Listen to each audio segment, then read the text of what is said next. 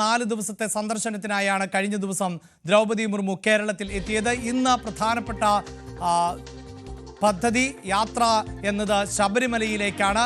ഇപ്പോൾ ശബരിമലയിലേക്ക് പുറപ്പെട്ടു കഴിഞ്ഞിട്ടുണ്ട്. ദർശനത്തിനായി രാഷ്ട്രപതി ദ്രൗപദി മുർമു ശബരിമലയിലേക്ക് പുറപ്പെട്ടു കഴിഞ്ഞിരിക്കുന്നു. പത്തനംതിട്ട പ്രമാടത്ത് ഹെലികോപ്റ്ററിൽ ഇറങ്ങിയ രാഷ്ട്രപതി പമ്പയിലേക്ക് ഇപ്പോൾ തിരിച്ചിരിക്കുകയാണ്. രാവിലെ 7:30 ആയിരുന്നു രാഷ്ട്രപതി ഭവനിൽ നിന്ന് പ്രമാടത്തേക്ക് രാഷ്ട്രപതി യാത്ര തിരിച്ചത്. പമ്പയിൽ കെട്ടുനിറച്ച ശേഷം 11:45 സന്നിധാനത്തേക്ക് എത്തും. രാഷ്ട്രപതി ഇറങ്ങിയ ഹെലികോപ്റ്ററിന്റെ ടയറുകൾ കോൺക്രീറ്റിൽ താഴ്ന്നു. നിലയ്ക്കലിലെ ലാൻഡിംഗ് മാറ്റിയതോടെ രാവിലെയാണ് പ്രമാടത്ത് കോൺക്രീറ്റ് ഇട്ടത്. ഡാൻ കുര്യനാണ് വാർത്തയുടെ വിശദാംശങ്ങളുമായി ചേരുന്നത്. ഡാൻ, നേരത്തെ നിശ്ചയിച്ച യാത്രയിൽ നിന്ന് ചെറിയ മാറ്റങ്ങളോടുകൂടിയാണ് ഇപ്പോൾ സന്നിധാനത്തേക്ക് എത്താൻ പോകുന്നത്. എപ്പോഴായിരുന്നു തിരുവനന്തപുരത്ത് നിന്ന് പുറപ്പെട്ടത്? ഒപ്പം രാഷ്ട്രപതിയുടെ മറ്റ് സമയക്രമങ്ങൾ.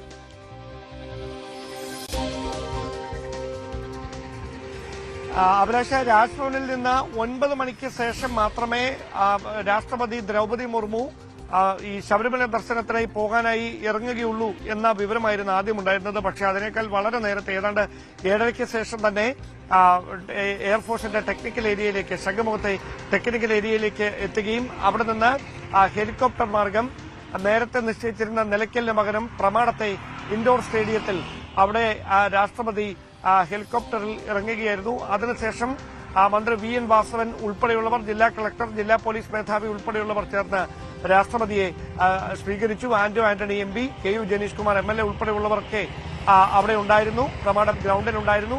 അവിടെ നിന്നാണ് രാഷ്ട്രപതി അല്പസമയം മുമ്പ് യാത്ര തിരിച്ചിരിക്കുന്നത് ശബരിമലയിലേക്ക്, പമ്പയിലേക്ക്. പമ്പയിൽ കെട്ട് നിറച്ചതിന് ശേഷമാകും അവിടെ നിന്ന് പ്രത്യേകം തയ്യാറാക്കിയിരിക്കുന്ന ഗൂർഖ ഫോഴ്സിന്റെ വാഹനങ്ങളിൽ 6 വാഹനങ്ങളാണ് സജ്ജമാക്കിയിരിക്കുന്നത്. ആ വാഹന വ്യൂഹത്തിലായിരിക്കും സന്നിധാനത്തേക്ക്. ഏതാണ്ട് 11:50 സന്നിധാനത്തെത്തും രാഷ്ട്രപതി ദ്രൗപദി മുർമു എന്നാണ് നമുക്ക് ലഭിക്കുന്ന വിവരങ്ങൾ. 12:20 18-ാം പടി കയറി അയ്യപ്പ ദർശനം നടത്തും. ഉച്ചപൂജ കണ്ട് തൊഴുന്ന തരത്തിലാണ് ക്രമീകരണങ്ങൾ. അതിനുശേഷം ദേവസ്വം ഗസ്റ്റ് ഹൌസിലായിരിക്കും വിശ്രമം. 3 മണിയോടെ തിരികെ അതേ ഗ്രൌണ്ടിലേക്ക്, പ്രമാദ ഗ്രൌണ്ടിലേക്ക് മടങ്ങും. നേരത്തെ നിലയ്ക്കലിലേക്ക് മടങ്ങുമെന്നായിരുന്നു അറിയിച്ചിരുന്നത്, പക്ഷേ അത് പ്രമാദത്തേക്ക് മാറ്റിയിട്ടുണ്ട്. 4:20 ഹെലികോപ്റ്റർ മാർഗം തിരുവനന്തപുരത്തേക്ക് തിരികെ എത്തുന്ന തരത്തിലാണ് ഇപ്പോൾ ക്രമീകരണങ്ങളുള്ളത്. ഒരുപക്ഷെ അല്പം കൂടി ഈ സമയക്രമത്തിൽ ചെറിയ മാറ്റങ്ങൾ ഉണ്ടായേക്കാം. വൈകുന്നേരം തിരികെ എത്തിയതിനു ശേഷം തിരുവനന്തപുരത്ത് ഗവർണർ ഒരുക്കുന്ന അത്താഴ വിരുന്നിൽ രാഷ്ട്രപതി പങ്കെടുക്കുന്നുണ്ട്. അതാണ് ഇന്നത്തെ ഷെഡ്യൂൾ. അതുമായി ബന്ധപ്പെട്ട വലിയ സുരക്ഷാ ക്രമീകരണങ്ങളാണ് പത്തനംതിട്ടയിലും ശബരിമലയിലും തിരുവനന്തപുരത്തുമൊക്കെ സജ്ജമാക്കിയിരിക്കുന്നത്. ശശിനാരായണൻ കൂടിയുണ്ട്. ശശിനാരായണൻ, ഇതിലിപ്പോൾ ഈ കോൺക്രീറ്റ് ഇന്ന് രാവിലെയാണ് പ്രമാടത്ത് ഇട്ടത് എന്നുള്ളതാണ്. നേരത്തെ നിശ്ചയിച്ചിരുന്ന റൂട്ടല്ല. പക്ഷെ പലപ്പോഴും രാഷ്ട്രപതിയുടെ സന്ദർശനത്തിന് പ്ലാൻ ബിയും പ്ലാൻ സിയും ഒക്കെ ഉണ്ടാകും. അത്രമേൽ സുരക്ഷാ സംവിധാനങ്ങളോട് കൂടിയാണല്ലോ രാഷ്ട്രപതി സന്ദർശനം നടത്തുന്നത്. ചെറിയ രീതിയിലാണ് എങ്കിൽ പോലും ഈ ഹെലികോപ്റ്ററിന്റെ ടയർ കോൺക്രീറ്റിൽ താഴ്ന്നു എന്നുള്ളത് അത് ഏതെങ്കിലും തരത്തിൽ ആശങ്ക സൃഷ്ടിച്ചിരുന്നോ? ഈ സമയക്രമത്തെ അത് ഏതെങ്കിലും തരത്തിൽ ബാധിച്ചോ? മറ്റു പ്രതിസന്ധികൾ ഉണ്ടായോ? അഭിലാഷെ, അത്തരത്തിലൊരു ആശങ്കയ്ക്ക് കാരണമൊന്നുമില്ല. സാധാരണഗതിയിൽ നിലയ്ക്കൽ ഇറങ്ങാനാണ് രാഷ്ട്രപതിയുടെ നേരത്തെ തീരുമാനിച്ചത്. രാഷ്ട്രപതി നിലയ്ക്കൽ ഇറങ്ങാനാണ് തീരുമാനിച്ചിരുന്നത്. പക്ഷേ പ്രതികൂല കാലാവസ്ഥ കാരണമാണ് വീണ്ടും അത് പ്രമാടം രാജീവ് ഗാന്ധി ഇൻഡോർ സ്റ്റേഡിയത്തിലേക്ക് മാറ്റിയത്. അതുകൊണ്ട് തന്നെ പെട്ടെന്നൊരു ക്രമീകരണം, അതായത് സുരക്ഷാവുമായി ബന്ധപ്പെട്ടുള്ള കാര്യങ്ങളാണ് എങ്കിലും രാവിലെ കോൺക്രീറ്റ് എല്ലാം ഇട്ടിരുന്നു. പക്ഷേ കോൺക്രീറ്റ് സെറ്റ് ആവാനൊക്കെ ചെറിയൊരു താമസം ഉണ്ടായി. പക്ഷേ അതിൽ അപകടകരമായ കാര്യങ്ങളൊന്നുമല്ല. ചെറിയ രീതിയിൽ ഈ ഹെലികോപ്റ്ററിന്റെ ടയർ ഇവിടെ ലാൻഡ് ചെയ്യുന്ന സമയത്ത് ചെറുതായിട്ട് താണു.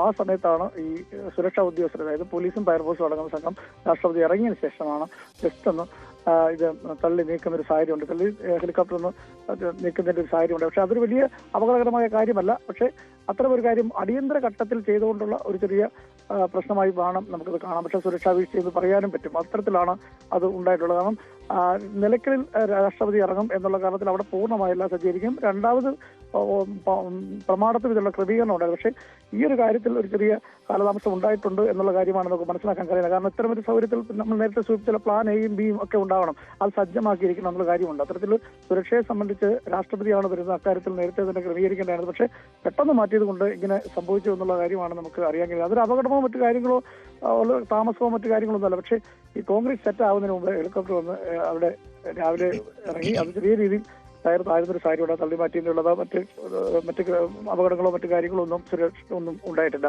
എന്തായാലും ഇവിടെ നിന്ന് അല്പസമയത്തിന് രാഷ്ട്രപതി തിരിച്ചിട്ടുണ്ട്. ശബരിമല ദർശനമാണ് പ്രധാനമായിട്ടുള്ളത്. ദേവസ്വം മന്ത്രി വാസവൻ, ഒപ്പം Anto M P, K Janeesh Kumar MLA, Pramod Narayana MLA, ജില്ലാ കളക്ടർ, SP തുടങ്ങിയവരാണ് രാഷ്ട്രപതി പ്രമാണം രാജീവ് ഗാന്ധി സ്റ്റേഡിയത്തിൽ സ്വീകരിച്ചത്. അതിനുശേഷം വാഹന വ്യൂഹത്തിലാണ്. ഇവിടെ 78 കിലോമീറ്റർ ഉണ്ട്. വാഹന റോഡ് മാർഗമാണ് രാഷ്ട്രപതി സഞ്ചരിക്കുന്നതായാലും ഒരു 11:50 സന്നിധാനത്ത് എത്തിച്ചേരുമെന്നാണ് അറിയാൻ കഴിയുന്നത്. എന്തായാലും പമ്പയിലെത്തിയതിനു ശേഷം സ്നാനം ഒഴിവായിക്കൊണ്ട് പ്രത്യേകമായി കാല് മാത്രം നനച്ച് അവിടെ ശുദ്ധി വരുത്തിയതിനു ശേഷം പമ്പ ഗണപതി ക്ഷേത്രത്തിലാണ് കെട്ടുനിറയ്ക്കുന്നത്. അവിടുന്ന് പ്രത്യേകം ദേവസ്വം ബോർഡിന്റെ ഗൂർഖ വാഹനത്തിൽ സന്നിധാനത്ത് എത്തിച്ചേരും. 11:50 അവിടെ എത്തിച്ചേരുമെന്നാണ് അവസാനം ലഭിക്കുന്ന വിവരം.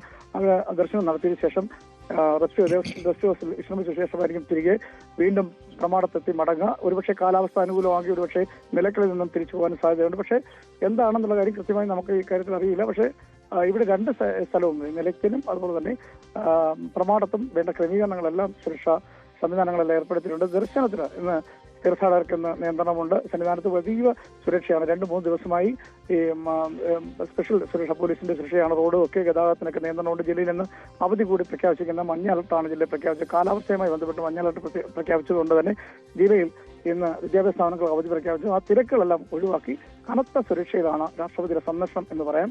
എന്തായാലും ഈ ദർശനത്തിന് ശേഷമായിരിക്കും ഉച്ചയ്ക്ക് ഗസ്റ്റ് ഹൗസ് വിശ്രമത്തിന് ശേഷം 3:30 രാഷ്ട്രപതി തിരികെ മടങ്ങുമെന്നാണ് നമുക്ക് അറിയാൻ കഴിയുന്നത്. രാഷ്ട്രപതി കേരളത്തിലേക്കുള്ള ഷെഡ്യൂൾ നേരത്തെ തന്നെ തയ്യാറാക്കിയിരുന്നതാണ്. അതിനിടയിലാണ് മഴ ഇപ്പോൾ ശക്തമായിട്ടുള്ളത്. പക്ഷേ രാഷ്ട്രപതിയുടെ സന്ദർശന പരിപാടികൾ മാറ്റിവെച്ചിട്ടില്ല.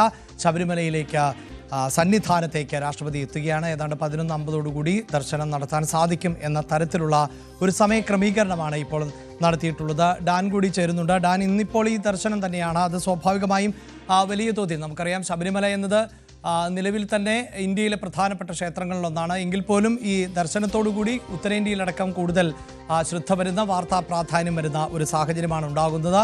ഒപ്പം ഡാൻ, ഈ ഇന്നത്തെ പ്രോഗ്രാം മാത്രമല്ലല്ലോ, കേരളത്തിലെത്തിയ രാഷ്ട്രപതിക്ക് മറ്റു ചില പരിപാടികളിൽ കൂടി പങ്കെടുക്കുന്നുണ്ട്. അത്തരം വിവരങ്ങൾ കൂടി ഡാൻ.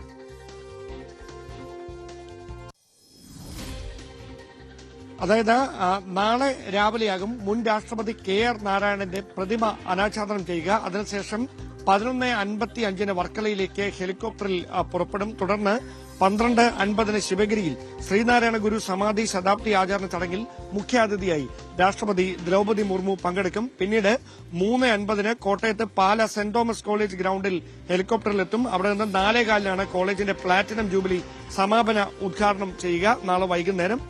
പിന്നീട് അവിടെ നിന്ന് കുമരകത്ത് ആണ് നാളത്തെ രാഷ്ട്രപതിയുടെ വിശ്രമം. അതുമായി ബന്ധപ്പെട്ട് കോട്ടയം ജില്ലയിലും വലിയ തരത്തിലുള്ള സുരക്ഷാ ക്രമീകരണങ്ങൾ സജ്ജമാക്കിയിട്ടുണ്ട്.